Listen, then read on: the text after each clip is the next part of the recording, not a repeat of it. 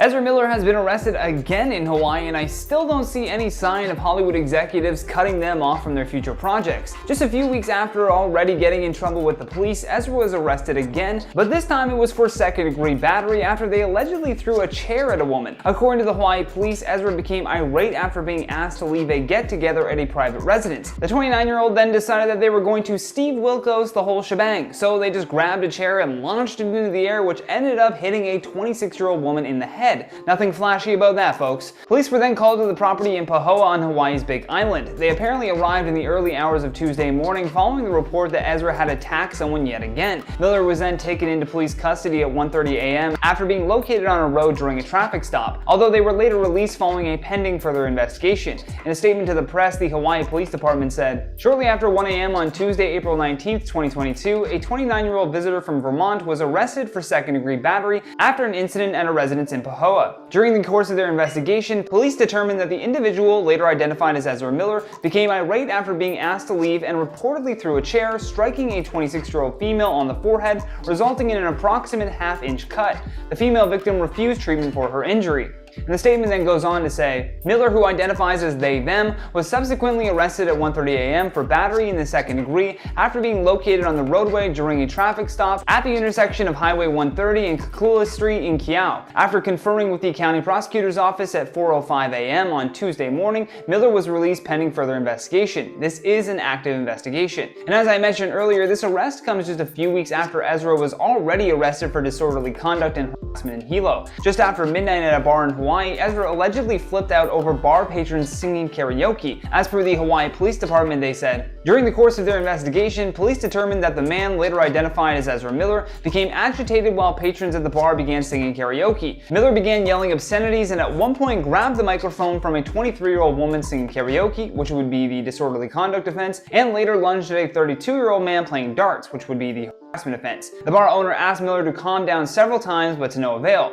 Now, this was just the tipping point, but according to police, they have been having many issues with Ezra prior to this even. Not only were they arrested for the karaoke bar dispute, but cops were also called for another disturbance just weeks prior to this. In a video shot earlier this month, you could see Ezra being denied entry at a bar with a female employee actually physically preventing Ezra from going inside the Chinatown area bar. According to a witness, the confrontation took place after Ezra was kicked out of a different bar across the street. Things ended up getting so heated between Ezra and the female staff member that the police were immediately called in. And again, according to witnesses, more than half a dozen officers showed up. In another video, Miller could also be seen speaking with the police before they politely asked them to leave the area. Law enforcement sources also said that Ezra was given a trespass warning but was not arrested. Now, on top of all of that, 2 Hawaii residents have actually filed a temporary restraining order even against Ezra, claiming that the actor had and threatened them as well. According to the complaint, they claimed that Miller actually busted into their bedroom and threatened them, saying, "I will bury you and your wife." As per the court documents obtained by Associated Press,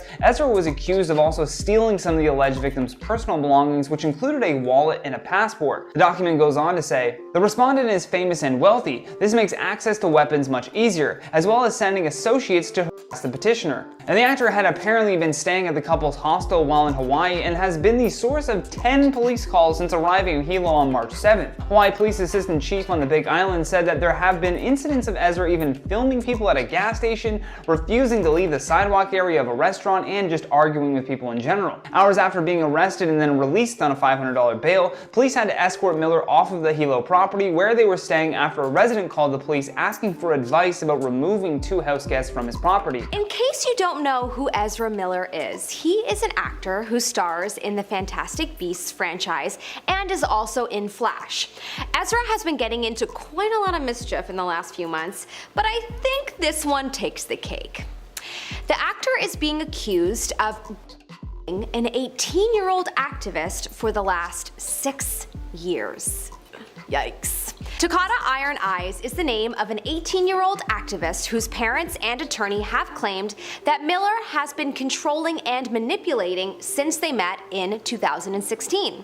Apparently, Miller took an immediate inappropriate liking to their daughter at 12, giving her illicit and exhibited a pattern of corrupting a If Miller is an activist himself and interested in climate change, then Okay, the connection kind of makes sense, but still, when she was 12, he was 23, so it's understandable that a friendship would be a little sus in today's day and age.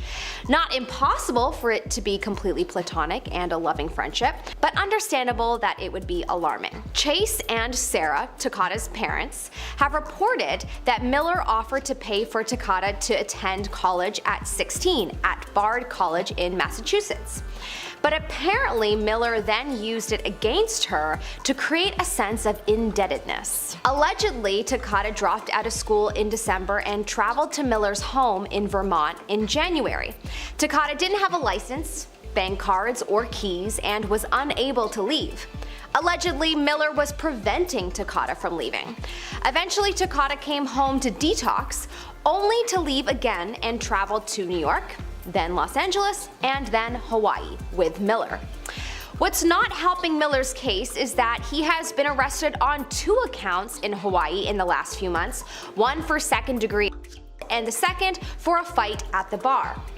Takata's parents are very worried for their daughter's mental and physical safety and have said, when referring to Miller, he has displayed signs of, quote, cult-like and psychologically manipulative, controlling behavior.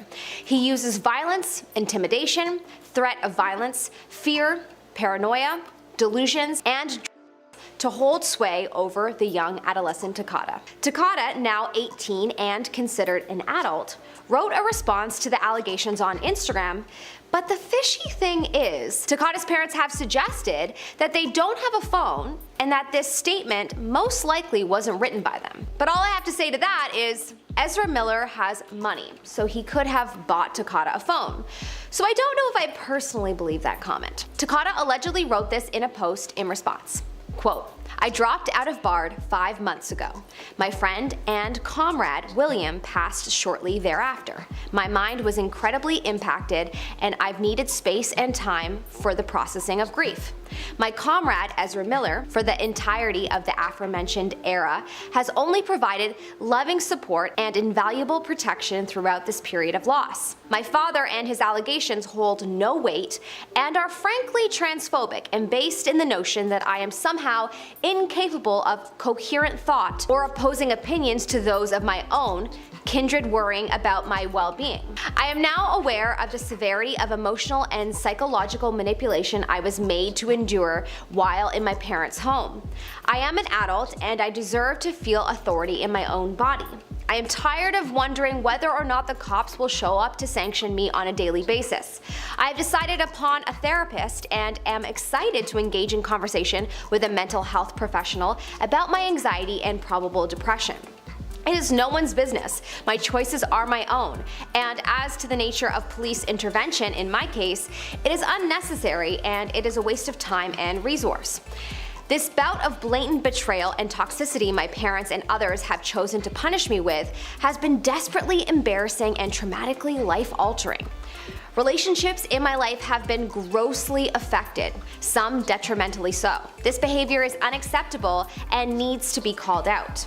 Ezra Miller has not commented on the situation at the moment, which could mean many things. Perhaps he's laying very low because this is a horrible story in the press.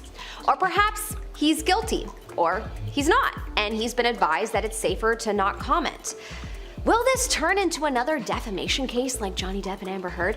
I kinda hope so, because if this isn't true, then this is extremely defaming for the young actor in his prime years. But if it is, perhaps he may need some help. I guess only time will reveal the truth. If there's anything I've learned recently, it's the importance of innocent until proven guilty. The truth will prevail. An 18-year-old North Dakota teen's parents have obtained a protective order against Ezra Miller.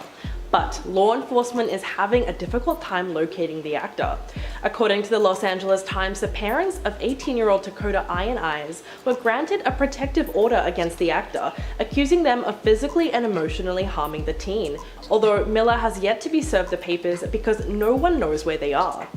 Parents Chase Ionize and Sarah Jumping Eagle had their interim order of protection for their daughter approved by a judge from the Standing Rock Sioux Tribal Court in North Dakota last week. The parents accused the Justice League and We Need to Talk About Kevin star of psychologically manipulating, physically intimidating, and endangering the safety and welfare of their child, who has recently begun using the name Gibson and, like Miller, uses they/them pronouns. The order would bar Miller from contacting or harassing the 18-year-old or their parents, and also would force them to stay 100 yards away from the family residence prior to a July 12 hearing. It prohibits Miller from contacting or harassing the family for 30 days, and the court will reportedly grant the relief requested in the restraining order if Miller does not make an appearance at the hearing. And if you thought that things couldn't get any more messy, the real issue is that Miller's whereabouts are currently unknown. And in an interview with the Times, Chase Ionize, an attorney and activist, told the newspaper that the family is, quote, very concerned about Ezra's volatile nature. 18-year-old Takata, who, according to tribal regulations, is still under the care of their parents, are still considered to be their legal guardians, is believed to be somewhere with Ezra Miller at this time. In an interview with People, Sarah says that she has only spoken with Takata 3 times since February and felt monitored or interrupted by Miller. She added that her daughter sounded robotic over the phone and said, quote, our daughter is basically brainwashed. In fact, the parents have made multiple previous attempts to serve documents in Vermont, where Miller has a residence, and in California. When making a wellness check in California this May, Sarah alleged that Miller physically attacked her. Most troublingly, Miller and Takata first met when they were 23 and 12, respectively, at the Standing Rock Reservation during the 2016 political action to stop the Dakota pipeline. The court documents the family filed alleged that Miller exhibited behavior in a pattern of corrupting a minor that they took an immediate and apparently innocent liking to, displaying cult-like and psychologically manipulative, controlling behavior. The family also alleges that Miller gave Takata alcohol and other substances and flew them to places like New York, California, London, Vermont, and Hawaii. On Thursday, Takata uploaded a video to Instagram in which they said, after a lengthy build-up, quote, this is my life, these are my decisions, and I'm disappointed in my parents and the press in every way. These disturbing allegations against Miller come just after a string of arrests in Hawaii left the actor with a tarnished reputation. After the most recent arrest on the 19th of April in Hawaii for second-degree assault for reportedly throwing a chair which struck a 26-year-old female on the forehead, the actor seems to be on a downward spiral, and the internet has really started to turn against them.